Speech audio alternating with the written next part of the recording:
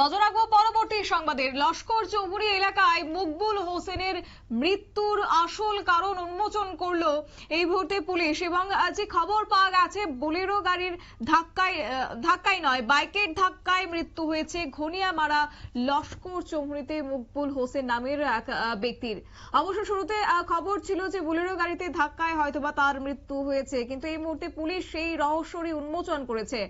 এবং সেই সঙ্গে জানা গেছে যে গভীর রাত শনিবারে ঘাতক বাইক চালক সহচালক শাহিন উদ্দিনকে গ্রেফতার করে বিশালগড় থানার পুলিশ।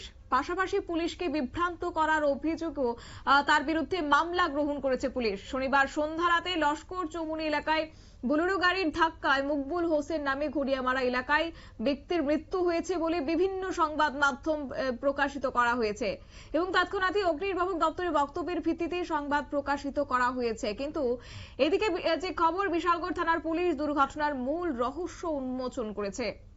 শনিবার রাতে TR01Z9860 নম্বরের বাইক চালক সহ চালক মকবুল হোসেনকে সজোরে ধাক্কা মারে TR07G9163 বাইক সহ চালক শাহ উদ্দিন। এবং সেই সঙ্গে জানা গেছে ঘটনাস্থলে মকবুল হোসেনের মৃত্যুর কোলে সে ঢলে পড়ে। অন্ধকার এলাকায় অগ্নিনির্বাপক দপ্তরে গাড়ি ছুটে যাবার সাথে সাথেই পুটিয়া এলাকায় অভিযুক্ত বাইক চালক শাহিন উদ্দিনকে বলেন তাদেরকে একটি মাল বোঝাই বোলেরো গাড়ি ধাক্কা মারে এবং ঘটনাস্থল থেকে পালিয়ে যায়।